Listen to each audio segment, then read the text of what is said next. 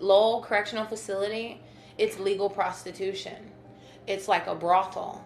It's like a predator's playground. We're prey. It's like a lion with a bunch of gazelles. I mean, it's a perfect breeding ground for sexual predators. There's a lot of hatred in this prison, and it's not the inmates, it's the staff. Behind the razor wire fences of the nation's largest women's prison, complaints of rampant sexual, physical, and mental abuse are frequently reported by inmates against the very corrections officers put in place to guard them. My first time in prison at Lowell, it was pretty corrupt, it was pretty dirty. My second time, it took it to a whole nother level. Sex with officers, harassment with officers, officers pushing up on you, officers touching you. I got to a point to where I was so fed up of having to flirt with officers and play with officers and have sex with officers and do sexual favors for officers just so I could survive in prison. I started to tell. Crystal Harper says that one of the officials that she reported to a prison investigator was the assistant warden, Marty Martinez. I had put on a show for him in the dorm, and I did what he wanted me to do. And he told me that he was going to give me $150, and he didn't. So then when I started to tell what had happened, I told her about me playing with myself for him. I told her about the other girls that were involved with him. I told him about his long talks, how you can get anybody moved. If you were ugly and you needed to talk to the warden about something that was probably serious or something that you needed or whatever, you needed to go find a pretty girl to do it. Don't even come talk to him if you're ugly. Harper was moved to Homestead Correctional to finish out her sentence. Assistant Warden Martinez, known to many of the female inmates as Marty and Daddy, was fired amid allegations of misconduct with inmates. When reached by phone and asked about the allegations, Martinez declined to comment. Former inmate Ginger Ullman said the frequent and illegal sexual relationships with officers at Lowell developed mainly as a form of exchange for contraband, like cigarettes, which can be worth over $400 a pack behind bars. They do you favors, they bring you in things. They'll go home and they'll wire your family money. It's more bringing in things, perfume, lipstick, a pack of cigarettes, and they're laughing their ass off the whole time. Oh, this chick just gave me fellatio for a pack of cigarettes, cost me $3. And then we're in the dorm laughing at him. Oh, all I had to do was 2 minutes. It was disgusting. And then I got $400. But like I said, it's a lose-lose situation for anybody involved in that. And then once you want to stop, you can't. Until he's done with you, you don't stop. Facing hundreds of serious complaints ranging from abuse, deaths, dorms filled with mold and vermin, and retaliation for reporting abuse, a new warden, Angela Gordon, was brought in to run the prison in March. I started walking around and meeting the staff and looking at what they were doing and how they were doing it, and I found that just like every other place I've worked, there's a lot of good people here doing a lot of good things. Do we have bad apples? I'm sure we do. Every organization does, but the thing is, myself and my administration here in the department as a whole, we're stressing that that's not something that we're going to tolerate. If we find that a staff is doing something wrong, we're reporting it, we're letting it go through the process, and if it's determined that they are doing something, then we're utilizing the discipline process just as swiftly as we can to take care of that, up to and including termination in some cases. If you want to believe that, go ahead. I don't live in fantasy land.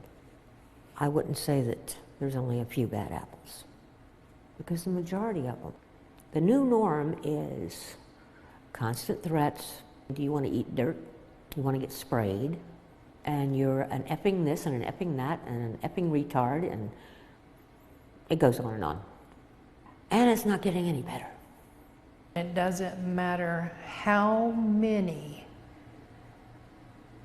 people you put in admin. You can rotate it, you can fire, you can put new. It's still going to be the same on this compound. You got to take this place and shake it upside down and start brand new. Or bring the feds in. The feds are the only ones that are going to shake this place up and make it run right. In 2006, the FDC hired an independent company to study prison operations and report on what needed fixing. The report that was issued focused on Lowell more than any other prison. It zeroed in on serious problems with staff offender sexual relations, unprofessional and demeaning interaction between staff and inmates, poor quality medical care, and an unusually high number of inmates on psychotropic medications. Recommendations were offered for making things right.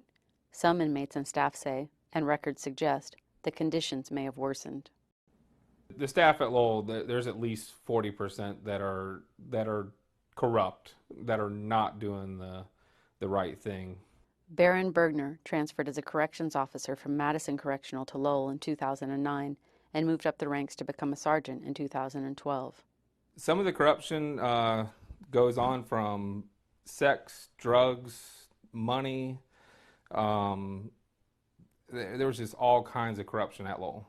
In June, while I was out for surgery, I decided that it was time for myself to leave Lowell because I was tired of seeing all the corruption. I was tired of dealing with it, telling supervisors every day and day and night that there's dirty staff at Lowell and that they're not doing anything about it.